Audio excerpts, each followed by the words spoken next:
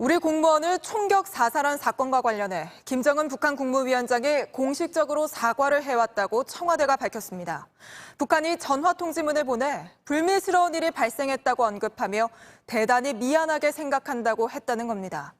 다만 그러면서도 북한은 우리 군이 자신들의 행위를 규탄한 것에 대해서는 유감을 표명했습니다. 이렇게 입장을 밝히면서 북한은 사건이 어떻게 벌어졌는지도 설명했는데 우리 군 또 정부가 밝혔던 것과는 다른 부분들도 있습니다. 지금부터 하나하나 전해드리겠습니다. 먼저 북한이 보내온 전화 통지문 내용부터 최승기 기자가 보도합니다. 청와대가 김정은 위원장의 사과가 담긴 북한의 전화 통지문을 공개했습니다. 북한 통일전선부가 청와대로 보낸 건데 1,500자가량입니다. 이 통지문에서 북한은 남북 관계에 재미없는 작용을 할 일이 발생한 데 대해 미안한 마음을 전한다고 했습니다. 또 김 위원장의 뜻이라며 문재인 대통령과 남녘 동포들에게 커다란 실망감을 더해준 데 대해 대단히 미안하게 생각한다고도 했습니다. 미안하다는 표현을 2번 쓴 겁니다. 2015년 비무장지대에서 북한의 목함지뢰로 우리 군이 부상을 입었을 때 유감의 뜻을 밝힌 뒤로는 남북 사이에 일어난 일로 5년 만에 나온 첫 사과입니다. 정부에 따르면 북한 최고 지도자가 대단히 미안하다고 한 건 청와대를 습격하려 했던 1968년 1.21 사태 이후 처음이기도 합니다. 하지만 북한은 이런 사과와 동시에 유감의 뜻도 밝혔습니다. 우리 군과 정부의 어제 발표가 과했다고 주장한 겁니다. 일방적인 억측으로 만행, 응분의 대가 등과 같은 불경스럽고 대결적 색채가 깊은 표현들을 골라 쓰는지 커다란 유감을 표시하지 않을 수 없습니다. 청와대는 이 같은 내용의 통지문을 공개하면서 남북 정상 사이에 친서가 오고 갔다는 사실도 공개했습니다. 그리고 그 내용에 대한 궁금증이 커지자 서훈 국가안보실장이 추가로 브리핑을 하게 됐습니다. JTBC 최승기입니다. 북한은 이 사건이 어떻게 일어난 건지 자신들이 파악한 내용도 함께 설명했습니다. 불태운 것이 시신이 아니라 부유물이었다는 점을 포함해 북한이 설명한 것과 우리 군 또 정부가 발표한 내용의 차이가 있는데요. 먼저 북한 쪽 얘기부터 안지연 기자가 전해드리겠습니다. 북한은 숨진 공무원 A씨를 정체불명의 남자, 불법 침입자라고 부르며 사건 경위를 설명했습니다. 설명에 따르면 A씨를 발견한 건 고기잡이 배인 부업선. 이 배의 신고를 받고 북한의 부대가 출동했던 겁니다. 출동한 부대가 80m까지 접근해 신분 확인을 요구하자 A씨는 대한민국 아무개라고만 한두 번 얼버무리고 이후 답변을 하지 않았던 게 북한의 주장입니다. 이에 단속 명령에 불응했다며 군인이 더 접근해 공포탄 2발을 쐈고 그러자 A씨가 놀라 엎드리면서 도망치려고 했다는 겁니다. 북한은 특히 당시 상황에 대해선 출동했던 군인의 진술까지 소개하며 엎드리면서 무엇인가 몸에 뒤집어 쓰려는 듯한 행동을 한 것을 봤다고 주장했습니다. 그리고 이렇게 도주할 상황이 됐기 때문에 자신들의 군 행동 준칙에 따라 40에서 50m 떨어진 거리에서 10여 발의 총탄으로 사격을 했다는 주장을 덧붙였습니다. 또 북한은 사격 후 아무런 움직임이 없어 10m까지 접근했지만 A씨가 타고 있었던 부유물 위에 없었고 많은 양의 혈흔만 확인됐다고 했습니다. 이에 따라 자신들이 불태운 건 A씨의 시신이 아니라 그 부유물이었다는 점도 강조했습니다. 우리 군의 발표와 차이가 있는 부분들이 많은 겁니다. 이에 대해 청와대 관계자는 앞으로 지속적으로 조사와 파악이 필요하다고 본다고만 했습니다. JTBC 안지연입니다. 네, 북한이 이렇게 사건 경위를 밝혔지만 우리 군 발표와는 상당히 달라서 여전히 의문스러운 부분이 많죠. 외교안보를 취재하는 정재훈 기자와 짚어보겠습니다. 자, 정 기자, 간단한 것부터 짚어보죠. 그러니까 북한은 시신을 훼손한 게 아니라는 주장이네요. 그렇습니다. 이 그래픽을 보면서 좀 설명드리겠습니다. 네, 보시면요. 이 북측은 오늘 A씨를 향해서 사격한 뒤에 확인을 해보니까 시신은 부유물 위에 없었고 부유물만 태웠다 이렇게 주장을 했습니다. 우리 군은 시신을 해상에서 부유물과 함께 훼손했다 이렇게 주장했는데 확연히 다른 주장인 겁니다. 네. 그러면 시신의 행방은 여전히 알 수가 없는 겁니까? 일단 북측 설명으로 봤을 때요. 부유물 위에 혈흔만 남아 있었고 이 시신은 없었기 때문에 결국 시신의 행방은 모르겠다. 이런 취지의 주장을 한 겁니다. 네. 우리 군 당국은 시신이 훼손된 뒤에 사실상 유기된 걸로 보고 있는데요. 국방부 장관의 설명 잠시 들어보시죠. 그 해역에서 있을 걸로 보여지는데 네, 박지원 국정원장도요, 이 사체가 표류했을 가능성이 있다면서 좀 더 적극적으로 수색하겠다고 했습니다. 네, 찾고 나면 부유물만 태웠다는 북한 주장이 사실인지 아닌지도 확인할 수 있겠네요. 그렇습니다. 예, 또 다른 것이 우리 군은 A씨가 월북한 거라고 판단을 하고 있는데 오늘 북한 쪽 설명에는 이런 내용이 전혀 없던데요. 그렇습니다. 이 우리 군은 A씨가 이 구명조끼를 입고 있었고 또 부유물 위에 올라타 있었고 여러 가지 근거를 봤을 때 자진 월북한 것 같다 이렇게 설명을 했었죠. 네. 또 정보당국도요 이례적으로 첩보 입수 경위까지 밝혔는데요. 북한 통신 신호를 감청한 정보로 A씨가 월북하려 한 근거를 갖고 있다 이렇게 설명하기도 했습니다. 반면에요 북측은 처음 한두 번 이 대한민국 아무개라고 얼버무리고는 계속 답변을 안 했다 이렇게 설명했습니다. 네. A씨가 물론 지칠 대로 지쳐 있긴 했겠지만 월북을 원했다면 왜 제대로 답을 하지 않았을지 또 북측이 이 사실을 숨겼을 가능성은 없을지 여전히 여러 가지 물음표가 붙는 상황입니다. 네, 그리고 또 우리 군 당국 설명으로는 A씨 발견부터 사살까지 6시간이 걸렸는데 북측 주장은 전반적으로 우발적인 사건이었다 이런 톤으로 보이던데요. 그렇습니다. 이 북측 설명을 보면요. 몇 시간 이런 부분에 대해서는 전혀 언급이 없습니다.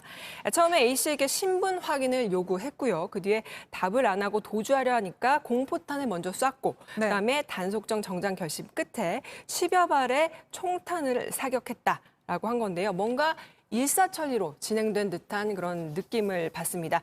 그런데요, 그렇지 않은 정황은 우리 국회 국방위원장의 설명에서 좀 드러나는데 잠시 들어보시죠. 네. 군의 보고에 의하면은 실종자를 바다 해상에서 놓쳤어요. 한 2시간 정도를 더 찾았습니다. 아니, 우리 이제 1시간 남짓 이제 어떤 상부의 지시나 이런 걸 있다가 사격을 했다는 거죠. 그러니까 상부의 지시를 받았다는 우리 군 설명은 북측 총격이 우발적인 게 아니라 어떤 단계적으로 절차를 밟은 행위라는 걸 드러내기 때문에 북측이 이 부분을 의도적으로 걸러냈을 가능성도 배제할 수가 없는 겁니다. 위 상부가 어딘지에 대해서 오늘 국정원장은 김정은 위원장이 사전에 보고를 받진 못한 것 같다고 설명하긴 했습니다. 네, 알겠습니다. 그런데 우리 군과 북한 쪽 주장이 이렇게 엇갈리는 이유가 뭡니까? 일단요, 북측은 그 상황을 다 지켜봤기 때문에 가장 정확히 알고 있을 겁니다. 하지만요, 문제는 불리한 정보는 뺐을 가능성이 있는 겁니다. 네. 우리 군 관계자 역시 북한 체제와 화법을 좀 이해해야 한다면서 답을 정해놓고 넣고 빼고 했을 가능성은 배제할 수 없다고 얘기했습니다. 네, 알겠습니다. 여기까지 듣겠습니다. 정재윤 기자였습니다. 네, 그럼 이번에는 청와대를 연결해 오늘 북한 사과에 대한 반응을 알아보겠습니다. 심수미 기자가 나가 있습니다. 자, 심 기자, 북한의 사과를 청와대는 어떻게 받아들이고 있습니까? 네, 청와대 내부 분위기를 종합을 해보면 크게 두 가지입니다. 우선 북한 최고 지도자가 직접 미안하다고 사과한 것 자체가 굉장히 드문 일이라는 거고요. 또 청와대가 북한을 향해서 사과와 재발 방지책을 요구한 게 바로 어제인데 하루 만에 신속하게 답변을 한 것도 전에는 보지 못한 태도다. 이런 점에서 의미를 부여하고 있습니다. 한 여권 관계자는 북한이 남북 대화 그리고 북미 대화 재개를 위해 이번 사건 해결에선 성의를 좀 보인 것 같다고 말하기도 했습니다. 예, 그렇다면 긍정적으로 평가하고 있다는 얘기인데요. 사과를 받긴 했지만 그럼 그 이후에 북한에 추가로 요구할 것은 더 없다는 건지 청와대 입장은 좀 어떻습니까? 네, 그 부분에 대해서 청와대는 말을 아끼고 있습니다. 다만 박지원 국정원장은 오늘 국회에 출석해서 북한의 사체 수색을 요구하고 원인 규명에 협력을 구하겠다고 말했습니다. 이런 요구가 북한에 추가로 전달될 걸로 보입니다. 예, 그리고 또 공교롭게도 오늘 문 대통령이 국군의 날 기념식 행사에 가지 않았습니까? 거기서 이번 사건에 대해서 별도로 언급하지는 않았죠? 네, 문재인 대통령은 오늘 오전 10시 국군의 날 행사에 참석하러 가기 전에 북한의 사과 통지문을 읽고 갔다고 합니다. 이 때문인지 이번 사건에 대한 직접적인 언급 없이 원론적인 입장만 밝혔는데요. 야당은 문 대통령이 아무런 항의나 유감 표명을 하지 않았다고 비판했습니다. 직접 들어보시겠습니다.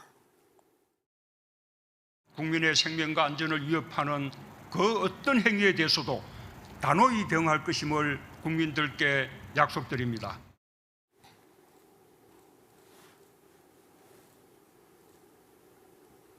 예, 심수미 기자. 예, 청와대는 오늘 문 대통령과 김정은 위원장이 최근 주고받았다는 친서까지 공개한 거죠? 그렇습니다. 청와대는 오늘 북한의 사과 통지문을 공개하는 과정에서 이에 앞서 친서가 오갔다는 사실을 밝혔는데요. 관련 질문이 쏟아지자 서훈 국가안보실장이 다시 한번 기자실을 찾아서 내용을 모두 공개했습니다. 북한과 여전히 물밑 대화가 오가고 있고 상호 신뢰도 살아있다, 이런 점을 강조하려고 한 걸로 보입니다. 문 대통령은 친서에서 태풍 복구의 현장을 지휘한 김 위원장에게 생명 존중에 대한 강력한 의지에 경의를 표한다라고 말을 했고요. 김 위원장은 나흘 뒤에 이 남녘 동포들의 소중한 건강과 행복이 제발 지켜지기를 간절히 빌겠다고 답장을 보냈습니다. 예, 알겠습니다. 지금까지 심수미 기자였습니다.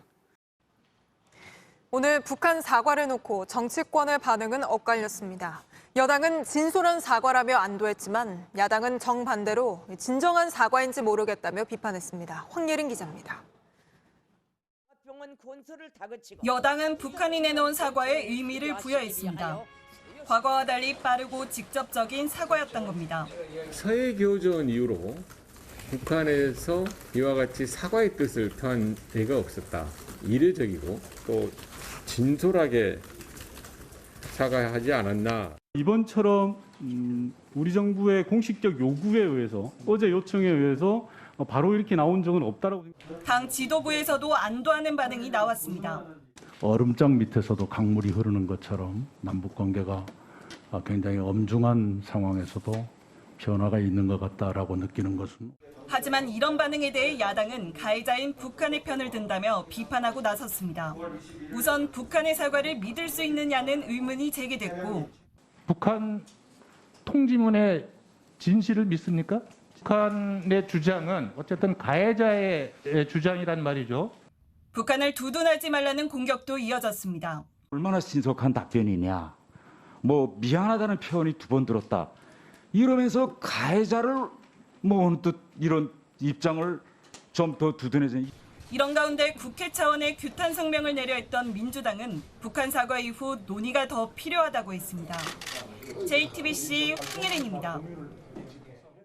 북한이 사과를 하고 청와대도 이걸 진지하게 받아들이면서 이번 사건은 새로운 국면을 맞고 있습니다.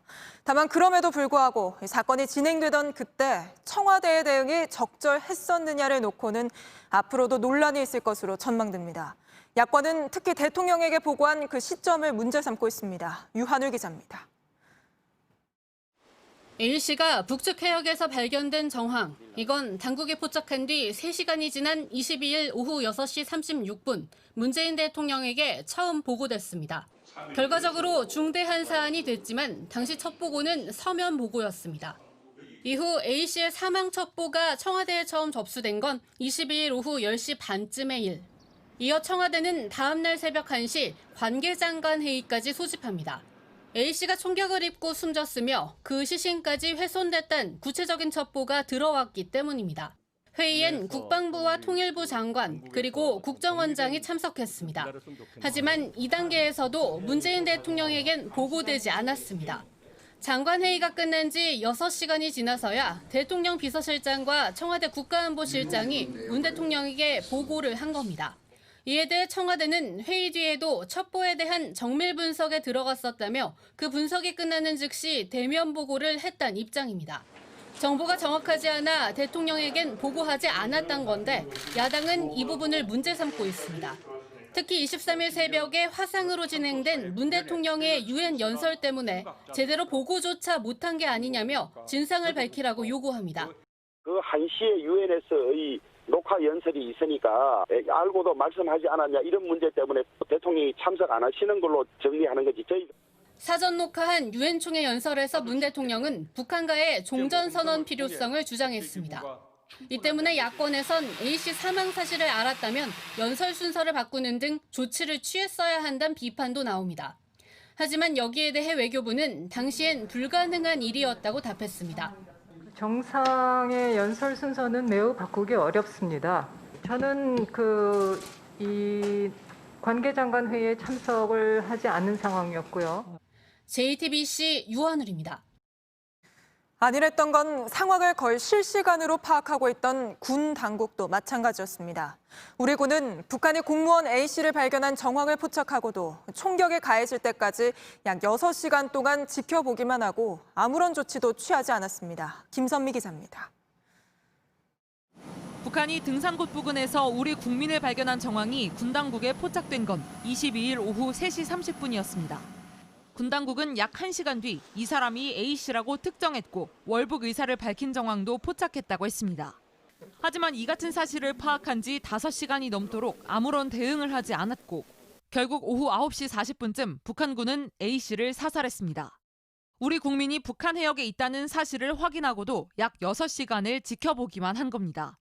군 당국은 북측 해역에서 발생한 사건이고 정확한 장소를 특정할 수 없었다고 했습니다.